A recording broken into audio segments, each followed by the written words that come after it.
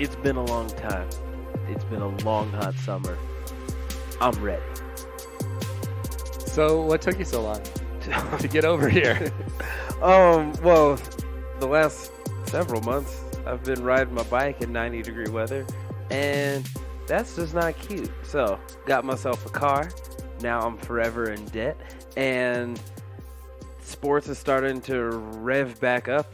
I mean, that late June to late August doldrums when all you have is the Rockies to look forward to in a mediocre at best season. It's been tough, but the Denverse is back. We've got some exciting updates and new creative pursuits within the podcast. So it's your boy Quinn and Derek. And we're here to talk about the Denver sports universe. Yes, every week we're going to bring you an update on what's happening here in Denver. We want this to be an update for everyone that is in Denver, out of Denver, wherever you are. We want to reach you. Even into the ether. So we're going to get in there. So the Rockies had the worst July of any team since the 1800s. Some Boston Beantown Beaner team was worse. And since then, they've just completely fallen apart. They got swept by the Cardinals last week, their big update of the week. Nolan was still looking good. My dad was watching. He hit 2 home runs in 2 different games, the 2 times my dad turned it on TV, and then they lost both those games still. Other than that, really the story of the month has been the injury list. Starting with David Dahl early in August, Chad Bettis is done for the year with a hip injury. Scott Oberg has a blood clot in his pitching arm. Broberg. John Gray is done for the year with a foot injury. Kyle Freeland with a groin injury. Ramiel Tapia is on the DL with a hand injury. And Herman Marquez is on the DL with arm inflammation. Plus, they released Chris Iannetta forever. It was time. Yes, it was. So wide back, how we'll miss thee. Basically, all of the starting rotation at the start of the year has been hurt this month. The one thing that's the worst about this list is all of the bad players aren't getting hurt. The bad players in the bullpen are still there. Brian Shaw isn't on this list. Wade Davis, who has just been terrible, isn't on this list. Wade Davis has hurt something. It has to be a mental something. A dude who was last year he set the Rockies record for saves. And this year, it is such a foregone conclusion when he steps up to the mound that he's going to give up 3 runs and blow a save. In, depressing fashion, too. It's walk the first batter and then just give up a fat burger to the next one. It's really adding injury to insult because the team was already falling apart, even with a healthy roster. But now you just don't even get the excitement of watching the team play for nothing. And I mean, the thing is, September's coming up. We have the Broncos and college football. We're hoping that at least September can be watchable for both of those. But you don't have Brendan Rodgers healthy. He's done for the year. Really, the prospects for the most part aren't that exciting. Sam Hilliard came up last night. We're recording this Wednesday. We're not going to update you on the Red Sox game against the Rockies tonight. It doesn't matter for anybody. He hit a home run in his first at bat as a Rocky. And you know what I thought when he hit that? Goodbye, Blackman. Oh, that hurts. I mean, I'm not saying that will be a 1-for-1, but it's just, it seems more and more likely that Blackman's going away. I did like this last week. Tim Melville was the Rockies' great pitcher. He started the year in the Independent League. He played for the Long Island Ducks, signed a contract with the Albuquerque Isotopes in May, and then was brought up. He's a big guy. He pitched 5 shutout innings at Coors Field on Monday, getting them their 1 win with Ryan McMahon's walk-off. And McMahon has 68 RBIs as of Monday. That is the second most for a second baseman in team history behind Clint Barmas and Eric Young Sr. Barmas had 76 in 2009. So wow. McMahon's having a nice year for himself. Arenado's having a nice year. Blackman's having a nice year. I would still say Desmond's having a great year comparatively. If you were to tell me that Ian Desmond is hitting like 250 something. Between 250 and 260. I'm thinking that the Rockies are fighting for the number one wild card spot. That's not the case, but that's really what I was thinking would happen. Or saying that like Brian Shaw has had a mildly decent, okay year. Yeah, he has not been as bad as last year. Yeah, Not great. Take those two. Well, you take those two factors. I would have assumed in April that the Rockies were doing pretty well, and nope, not at all. Well, we may or may not lament the Rockies more. I will say they are 4 wins away from making sure that they do not lose 100 games. They just need 4 more wins. They have 29 games left. So, good luck, Rockies. Yeah, I like a low bar to start. I promise that after this podcast, there will be more exciting things to talk about. But now we have to talk about the Broncos' 4th preseason game. Hey. Next on the list, no starters played. So it was boring from the start. It's usually the 3rd preseason game, but they were in the Hall of Fame game. And so that's why this is the 4th preseason game. They started no one. So the big storylines, they lost 10-6 to the Rams.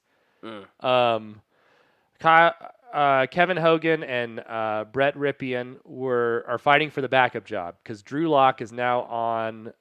He's ruled out for the beginning of the season, the rookie draftee from this last draft, and he might go on IR and miss the first 6 to 8 weeks of the season. So the Broncos need a backup quarterback. It's his wrist, though, right? Yeah. The only thing, if it complicates him holding the clipboard, because that's all you want him to do anyway. I think that's all the coaches think he can do, but I think they were still going to let him be the backup quarterback. Vic Fangio has not been impressed with either Hogan or Ripien, and there's a chance they're going to bring in some veteran, and neither of them are going to be the Broncos' backup quarterback. Yeah, I mean, I've been watching Hard Knocks. Mike Glennon's neck is as long as ever. I'd like him to be our backup quarterback. So the Broncos play their finale Thursday night against the Cardinals. It's a 7 o'clock start. If you literally have nothing else to do, there are movies out.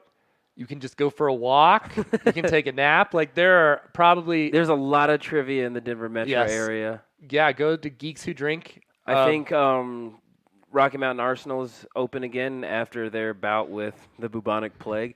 So there's a lot of options, but if you find yourself watching the 4th of 5 preseason games.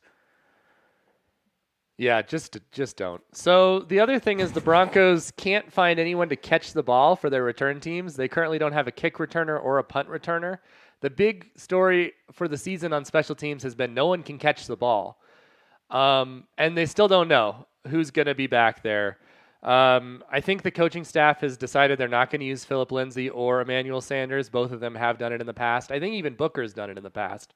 I'm not sure Booker's going to make the team, but that's an area of concern maybe because I guess on kickoff returns, they're going to maybe give up touchdowns. They may not give up very many punts, so yeah, we'll see. And then the big NFL news, which happened in the middle of the Broncos preseason game, Andrew Luck suddenly retired from the NFL. That's not quite the level I'll remember where I was when I got that news. But as of 4 days later, I definitely remember where I was and the emotions I felt. That is like a league shaker right there. Especially talking about all of the controversy with the NFL in terms of injuries.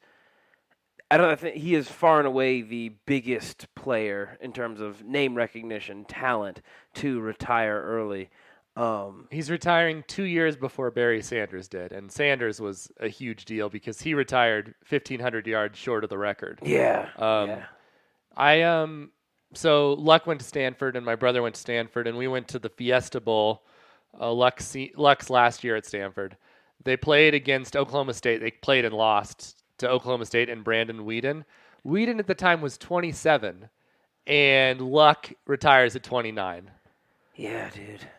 I mean, Weeden, he's still technically in the NFL, I think, right? He might be. Oh, he might come in and take the he could be the Broncos backup.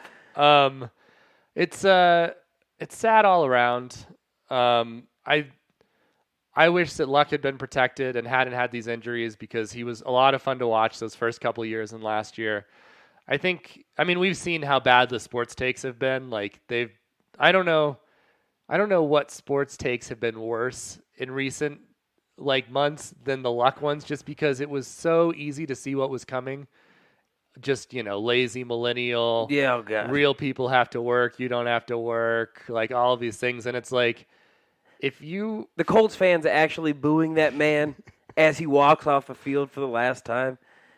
Jesus. I mean, sure, as a Colts fan, he's only the third greatest quarterback in your franchise history because you had Johnny Unitas, but technically that was in Baltimore, and then Peyton Manning. But still, maybe fourth. Maybe they think Harbaugh was a better quarterback. Well, no, you also can count John Elway because they did draft him. Yeah, exactly. Yeah, dude, it's all around terrible.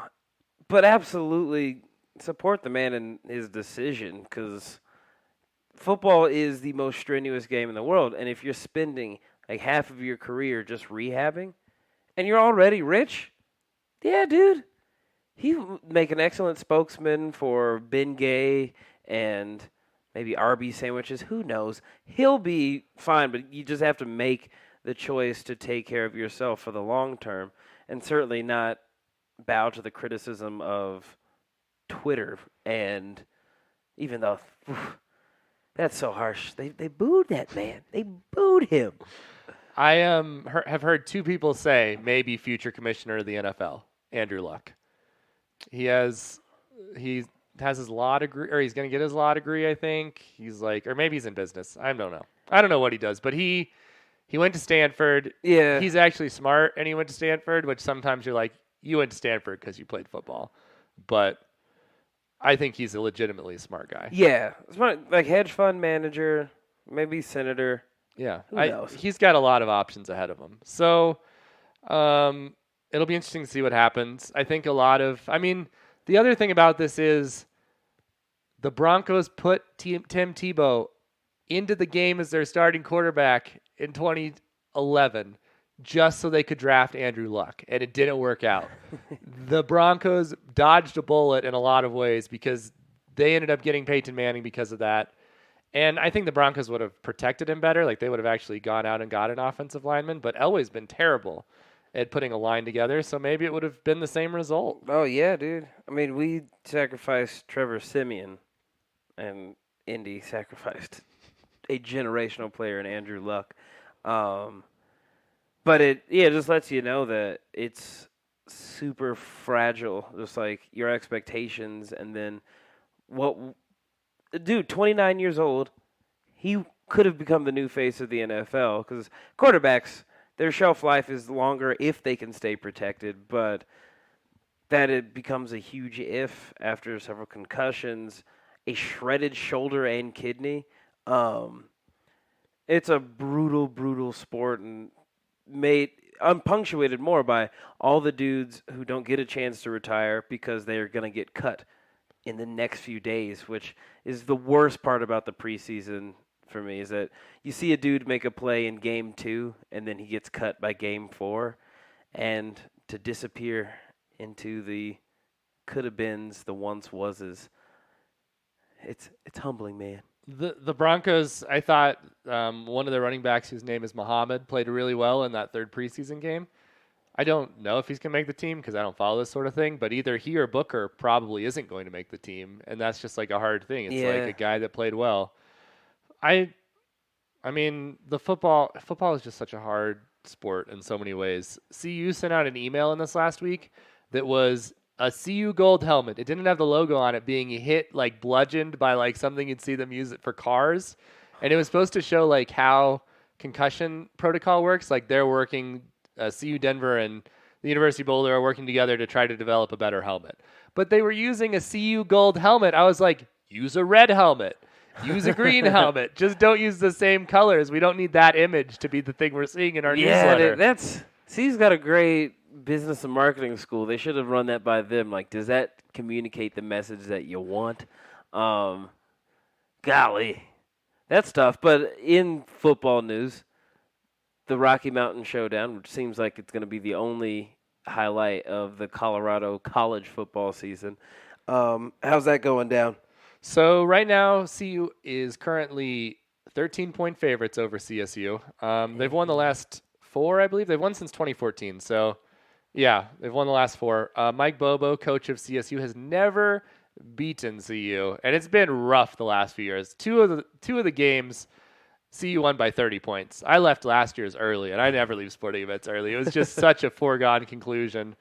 It's the last Rocky Mountain Showdown at Broncos Stadium, or Broncos Field at Mile High Stadium. And I think that it may be the last sporting event at Broncos Stadium, at Broncos Field at Mile High Stadium, because they're close on a sponsorship deal. And I believe that some people may have been checking out the stadium today to see what their name would look like on the side really? of the building. Yeah. So I'm excited about this year because Mel Tucker, who was Georgia's coach, is now CU's coach, and I'm excited to see what he can do, just like I'm excited every time CU gets a new coach.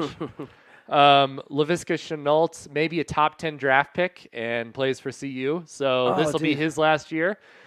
So I'm excited for that, and it's Steven Montez's last year, and there was a time last year where people thought he was going to be a top quarterback prospect for the NFL draft this year. I don't think people think that anymore, but maybe he'll prove everyone wrong. I don't remember. Shenault came out last year like the weapon X on the team. But then, unfortunately, if you're the only, like, even mid-grade weapon on a team, either you get figured out or you just get beat up a lot. He was like how great high school teams have that one player. That's how CU played him. He ran behind and caught the ball. He ran down the field. He caught it. He'd run a flea flicker. It was just like he was the only player on the field at times. Yeah, like he made everything else slow down. Well, you see, how many games is CU projected to win this year? 3.5. Their over-under is 3.5. So this is one of the wins. I think Air Force is another one of the wins. Air Force has struggled the last couple of years. And then some random Pac-12 team. They are not favored to win Nebraska, which is next Saturday. Nebraska's coming into Boulder. At one point last week, tickets on StubHub started at $450 to go to CU Nebraska. So I think it's going to be like 80% red in Folsom Field. It's going to be rough. Oh, boy. Moving to the NBA. Wouldn't think there'd be a lot of news there, but there was some news this week. The first big news, Dwight Howard goes back to the Lakers. Dwight Howard joins LeBron James and Anthony Davis on the Lakers. The screwiest timeline, man. I love that the ESPN headline said, Howard returns to Lakers with stipulations. And it's like they can cut him whenever they want until the new year. Yeah, dude. Which is pretty, I mean, that year where the 2 MVP candidates were Derrick Rose and Dwight Howard, it is crazy to think what's happened in the last 8 years since then. Dwight Howard was the best player in the world at one point. I mean, his shoulders were bigger than basketballs. He was like Shaq on steroids, and perhaps maybe actually exactly that was the reason. But he was absolutely the most dominant player, but so often your skill set becomes not obsolete, but the league adapted, and a dude who just used nothing but his athleticism gets older and never performed a jump shot or wanted to play pick and roll. That's really tough in this very fast-paced league. So it's interesting how he'll adapt, if he does, under those stipulations. And the other big thing going on right now is the upcoming World Cup in China. And I believe you have some details for us on the World Cup. I'm pretending to be super excited about the FIBA World Cup. In the last few years, it's become cool for an American to root for FIFA in soccer. And soccer is the world sport. We talk nothing about football here in America, but the rest of the world, it's like cricket and soccer. And the World Cup is an amazing opportunity for the countries to come together, and you watch sports at 9 o'clock in the morning. It's a beautiful thing. Thus far, the Basketball World Cup has not attracted as much attention or excitement, but this is a really interesting year. We got 3 Nuggets representing Spain, Juancho Hernan Gomez. With his brother. They're both starting. Yeah, with his brother Willie. I watched their team. I'm like, Juancho, I'm hoping for you, dog. That should be a cartoon in Spain. Just Juancho and Willie. Yeah, the Hernan Gomez boys balling out. Interesting to watch. Spain is one of the front runners. And then we have... It's weird. We're going to go with the U.S. first because that's not the biggest story. Mason Plumlee on the U.S. team, which this is the first year the U.S. team is not a lock to win by 30 points. Watching the games, they're still a lock to win by 5. But if you're locked to win by 5, it means that competition is close on your heels. Plumlee, God bless him. He's one of the best backup centers in the league. But usually you don't get the best backup center to play for your country. But everybody of note decided that this year was not a year to play in the World Cup. Much like there's parity in the NBA for the first time in a long time, and there's parity in the World Cup. The U.S. team has some great players, but no one who can take over the game like a LeBron James or, weirdly, a Carmelo Anthony, who was just like the god in international basketball. Do you think that they went to Greg Popovich and they were like, so, Melo, and then he just cut them off and was like it had to be him, right, who said no Melo? It had to be, but it was really sad because Melo was like, yeah, I want to play for the U.S., and then they're like, we have no interest in bringing him in, when everyone else was like, nah, sorry, I can't do it, Chief. Got the NBA season to look forward to. So it's an interesting time to be a U.S. basketball fan because you actually need to watch the games now. They're not going to get beat by Angola or the Maldives, but you have Spain. And then, of course, team that might be the front runner, Serbia, backed up by our boy, Nikola Jokic. So we got 3 Nuggets players. Jokic, he's not playing as many minutes. He's actually coming off the bench, even though he's far and away the best player in the Nuggets.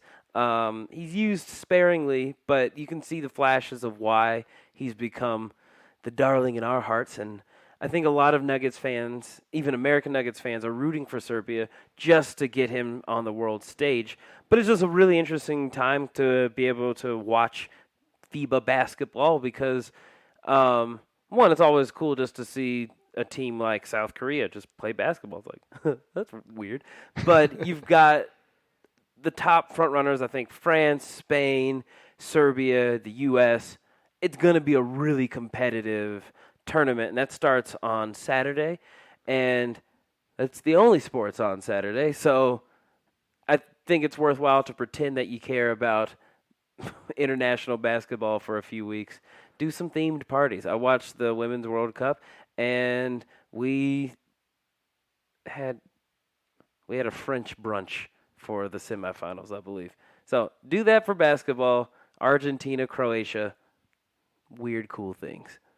So I have an added thing because I forgot about this. So I was going to listen to the post game with Andy Lindahl on Altitude just because I wanted to see what he was going to say for a few minutes.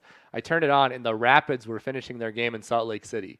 Ooh. The game was tied 0-0 in extra time, and they called a penalty shot.